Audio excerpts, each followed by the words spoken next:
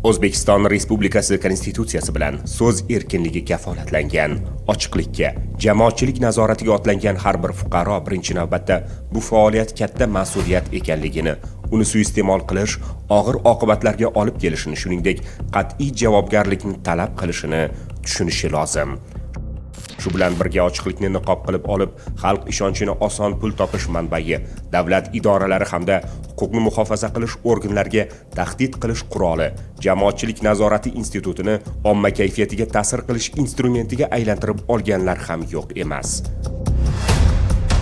Elita media mas'uliyati cheklangan jamiyatiga qarashli Taftish.uz vakillari yuqorida ta'kidlaganimizdek jamoatchilik nazorati kabi adolat pardasi niqobi ostida jinoiy guruh tuzib, tovlamachilik va firibgarlik sodir etib kelganlar. Bular jinoiy guruh yetakchisi Taftish.uzning norasmiy rahbari 1988-yilda tug'ilgan G'ayrat Abirayev, jinoiy guruh a'zolari muxbirlik lavozimlarida ishlagan 1992-yilda tug'ilgan Azizjon Yo'ldoshev, 2000-yilda tug'ilgan Sardor Hamidov, 2006-yilda tug'ilgan Marjona Ishquvvatova hamda 1998-yilda tug'ilgan Dilshod Nishonovlardir. Jinoiy faoliyatini daromad manbaiga aylantirib olgan Abirayev boshchiligidagi jinoiy guruh murojaatchilarni aldash bilan bir qatorda fuqarolarni obro'sizlantiruvchi yoki boshqa usulda sharmanda qiluvchi videolarni tarqatish bilan tahdid qilib yoki shunday videolarni internet orqali e'lon qilinganidan keyin o'chirib berish evaziga fuqarolardan pul talab qilish bilan shug'ullanib kelgan. Ya'ni kelib tushgan murojaatlarni yoritganligi uchun bir tarafdan mablag' olgan bo'lsa, tayyorlangan materiallarni o'chirib yuborish uchun ikkinchi tarafdan pul talab qilishgan. Joriy yilning noyabr oyida jinoiy guruh a'zolari Yo'ldoshev va Nishonovlar jinoiy guruh rahbari Abirayevning topshirig'iga ko'ra Chilonzor buyum savdo kompleksi rahbariyati bilan mazkur hududdan do'kon sotib olgan fuqaro o'rtasidagi kelishmovchilik haqida bozor ma'muriyatini obro'sizlantiruvchi video lavha tayyorlab, joriy yilning 5-dekabr kuni Taftish.uz YouTube kanaliga joylashtirilgan. Bizning bozor hududiga Taftish.uz muxbirlari keldi. O'rganish davomida biza hamma hujjatlarni asoslantirib berdik ularga. Ularni so'ragan barcha savollarga javob berildi. 3,5 soatcha syomka bo'ldi bozor hududida. Keyin joyga chiqib ham ularga ko'rsatib berdik. Qaysi magazin qayerdaligi, u magazinlarning hujjatlari hammasini keltirib berdik, ko'rsatib berdik. Keyin ketishdi. YouTube ijtimoiy tarmog'ida Taftish.uz kanali orqali o'sha jurnalistik tekshiruv videolari tarqatildi, qo'yildi, ommaga havola qilindi. O'tda umuman montaj qilib, ko'p joyini olib tashlab, aksionerlik jamiyatimizni obro'sizlantirishga, uni sha'niga putur yetkazadigan ko'p noto'g'ri ma'lumotlar ketgan. Vaholanki tadbirkor va bozor ma'muriyati o'rtasidagi ziddiyat allaqachon sud organlari tomonidan ko'rib chiqilib, qonuniy qaror qabul qilingan. Taftish.uz ommaviy axborot vositasi vakillari buni juda yaxshi bilishgan, lekin murojaatchining mablag'i evaziga material bir tomonlama yoritilgan.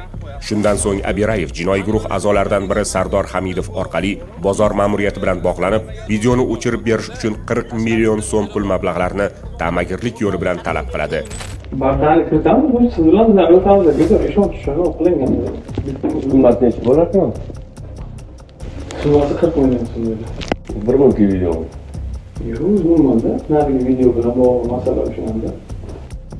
Hangi videoni o'chirib tashlagan bo'ladi? Video qisqacha qilib uni ommaga tarjima Telegramga chiroyli material berib qo'yamiz. Evaziga esa videodagi holat o'z tasdig'ini topmaganligi to'g'risida Telegram kanalda xabar joylashtirishga va'da beradi. Bo'ladigan gap biz sizga qonuniy bo'ladi. Qonuniy deganda shu odam mana shunaqa murojaat qilgan edi. Bu odam murojaati sudi bo'ldi. Holat tasdig'ini topmadi. Deb o'rnida material qo'yiladi. Tabii o'chirilgan. Tushundingizmi? O'rnida o'sha material qo'yiladi. Bu tasdig'ini topmadi material. O'rnida o'sha materialni qo'yiladi. Bizi rahbariyat bilan maslahatlashganimizdan keyin rahbariyat bo'ldi, endi majbur bo'ldi, pulini beringlar, mayli berib pulini deyishdi. Keyin bizni adashmasam shu 29-dekabrlarda 10 million tashlab berdi. Keyin o'sha qolgan summani biz ko'chira olmadik, chunki banklar ishlamas edi, o'sha yangi yilga oldinga chiqib ketdi. Keyin 5-dan ish kuni bo'lishiga qaramay, ular bir necha marta so'radi bizdan pulni. Qolganini tashlab beringlar dedi. Biz ularga tushuntirdik. Qolganini tashlab beramiz, hozir pulimiz yo'q. Hisob raqamda pul bor, hisob raqamdan o'tkazib beramiz. Faqat o'chirib turinglar videoni, yo'q hamma to'lov tashlaganingizdan keyin o'chirib beramiz deb aytishdi bizga. Keyin majbur bo'ldi bizni tartibot organlari ham ro'yxat qilishgan. Ta'magirlik holatini niqoblash uchun bozor ma'muriyati Taftish.uz bilan 40 million so'mga shartnoma tuzishga majburlanadi. Bu ish Sardor Hamidovga topshiriladi.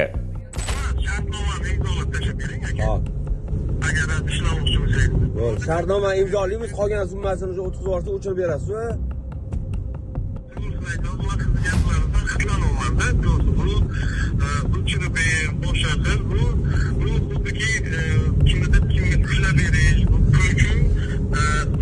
Aka, kimga ushlab beramiz, aka? Nimaga ushlab beramiz, aka? Shu tariqa talab qilingan pullardan 10 million so'mi Sardor Hamidovning bank kartasiga tashlab beriladi.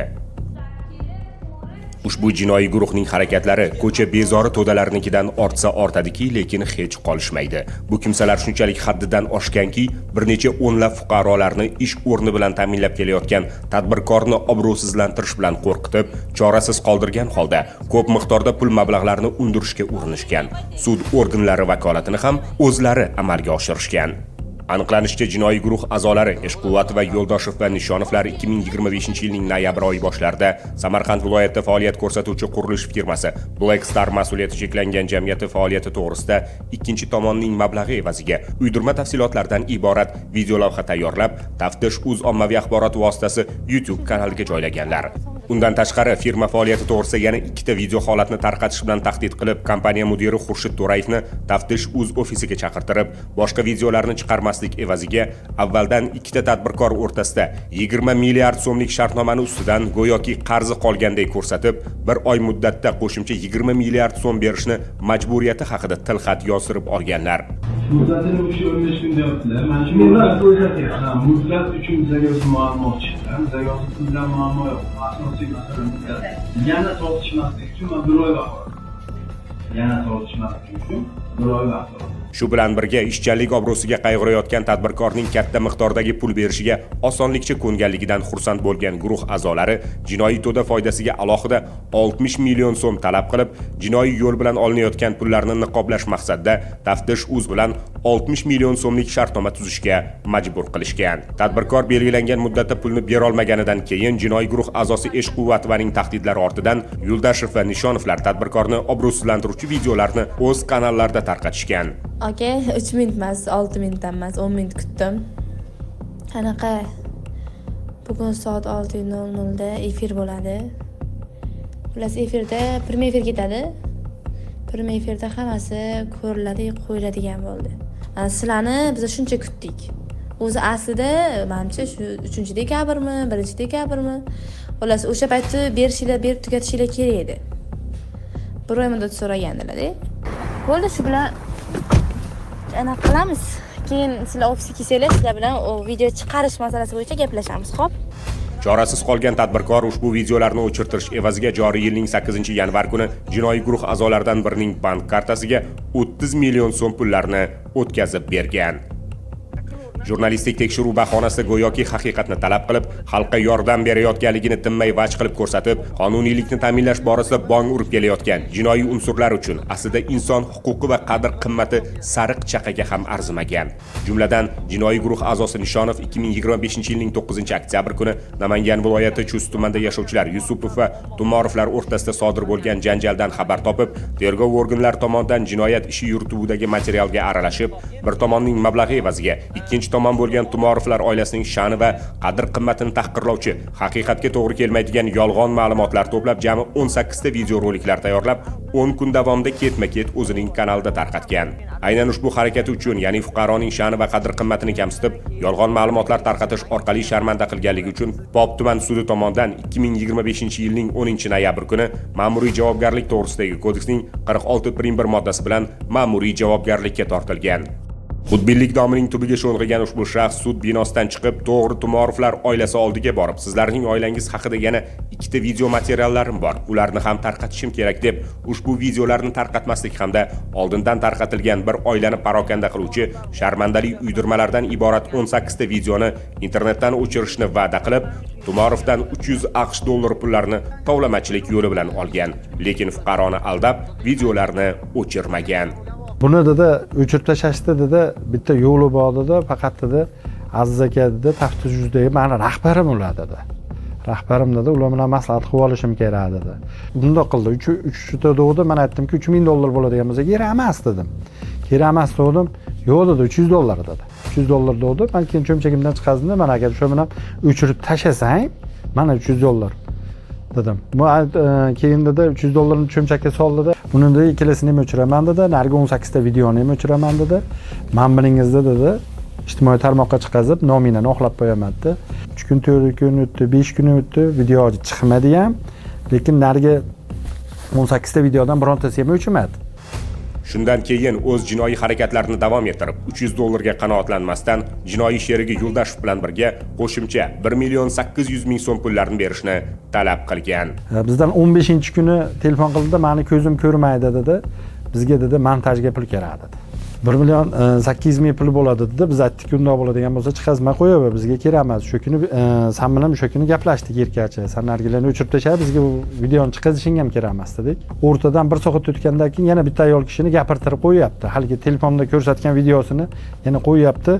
Haqiqatdan men tumorplardan haqiqatdan jabr ko'rganman degizdirib yana video joylayapti. Hali pul bermaganimiz uchun.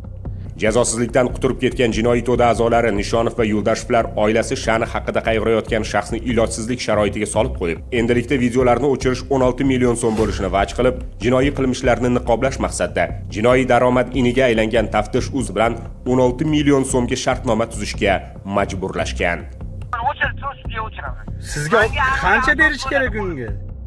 Nima deysiz? Qancha berish kerak? Shartnoma asosida, shartnoma necha pul namangan Azizga?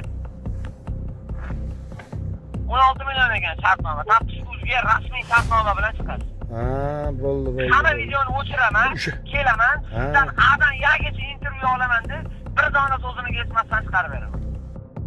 Hozirda mazkur jinoiy guruh a'zolari Jinoyat kodeksining 139-moddasida nazarda tutilgan boshqa shaxsni sharmanda qiladigan uydirmalar tarqatib tuhmat qilish, 168-moddasida nazarda tutilgan firibgarlik, 165-moddasida nazarda tutilgan tovlamachilik, 244-6-moddasida nazarda tutilgan yolg'on axborot tarqatish jinoyatlarini sodir etganligi aniqlanib, ularning barchasi protsessual tartibda ushlangan.